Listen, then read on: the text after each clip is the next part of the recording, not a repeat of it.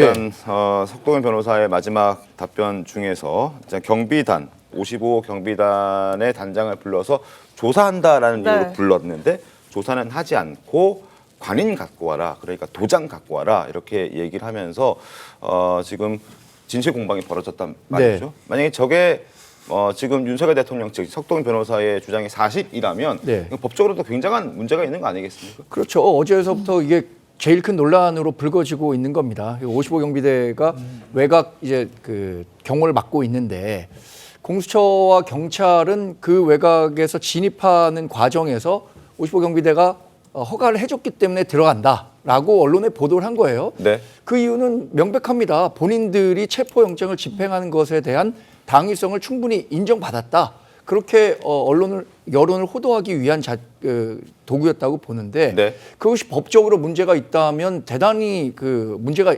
생길 수밖에 없는 거죠. 이 문제에 대해서 55 경비대 담당하고 있는 분이 본인은 조사를 받으러 갔었고 그 과정에서 관인을 갖고 와라고 해서 찍었는데 그 관인조차도 본인이 확인하지 못한 내용에 대한 관인이 찍혔다는 거잖아요. 이러면 누가 경호처나 경찰의 진입에 대한 정당성을 인정해 줄 수 있겠습니까?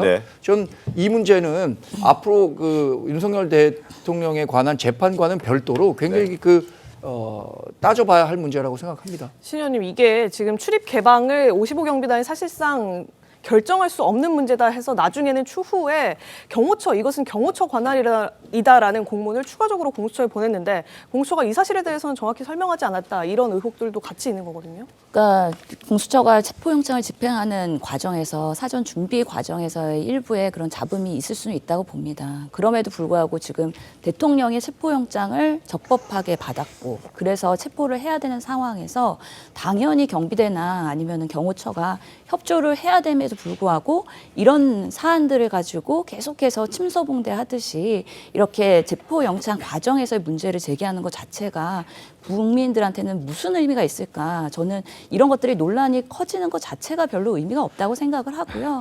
물론 공수처가 그런 부분 하나하나의 과정에 있어서의 깔끔하게 문제없게 했으면 가장 좋을 뻔했죠. 하지만 지금은 초유의 사태 아닙니까? 현직 대통령이 이렇게 체포영장을 발부받고 아무리 석동현 변호사든 윤석열 대통령 측에서 이 과정에서의 적법에 문제가 있다라고 얘기해도 계속 사법기관에서는 그거는 정당하다라고 그런 이의 제기에서 기각하고 있지 않습니까?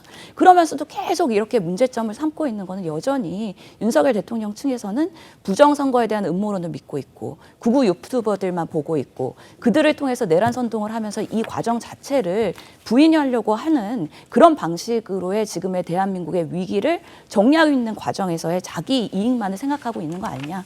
상당히 비판받을 것 같다. 그러면서 왜 그럼 윤석열 대통령이 오늘도 조사를 제대로 받지 않느냐에 대해서 비판을 하고 내부에서 자정 목소리를 내야 될 국민의힘에서조차 이런 것들에 같이 부안해동한다 그러면 정말 대한민국의 정치는 어떻게 되겠습니까? 참으로 안타까운 일이라고 생각합니다.